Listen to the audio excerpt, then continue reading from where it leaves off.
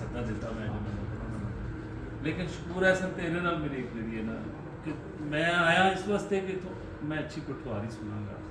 और पठवार यानी कि मैं समझना कि पठवार सिर्फ गुजर खाने ची अगर गुजर खाने ची तो वह पंड जी सिर्फ शकूर एहसन ही चुकी है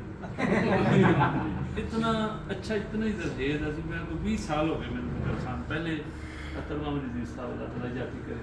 उन्होंने जनता ने घर देवे और जितने उन्होंने नाल लोग सन जुड़े ऋषि निसार साहब असं उन्होंने गुजर खान आते रहे हैं शुरू तो अच्छी पठवारी सुनन आते रहे तो जो असं इन जुबान तुम बोली कहते भी हो तो यार बोलते हैं क्यों तुम गूंगे हो जाते हो मेरा दिल से कि मैं सारे को सुनता और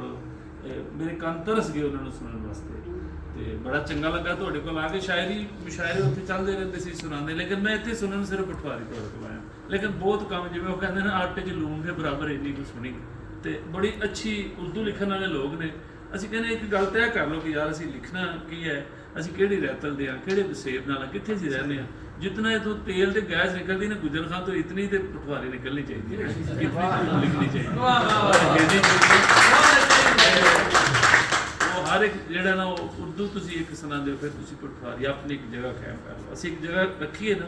ਤੇ ਮੈਂ ਸਾਰਿਆਂ ਨੂੰ ਪਹਿਲੇ ਇੱਕ ਸੱਦਾ ਵੀ ਦੇਣਾ ਚਾਹੁੰਦਾ 14 ਤਾਰੀਖ ਨੂੰ ਪੰਜਾਬ ਕਲਚਰ ਡੇ ਵੇ ਸਾਰੇ ਦੋਸਤ ਮਿੱਤਰ ਉੱਥੇ ਮੁਸ਼ਾਇਰਾ ਵੀ ਹੈ चलो पंजाब मुशायरा समझो पंजाबी पंजाब में ही आना गुजर खान कितों खानपुर तो टुरदा अटक तक आ जाता मैं कभी फर्क नहीं किया सब दोस्त जितने गुजर खान वाले पटवार वाले पिंडी वाले मैंने जानते वैसे सब ना गले ला के टुरने तुम बोली कह लो लहजा कह लो जुबान कह जो मर्जी कहो मैनू कोई इतराज नहीं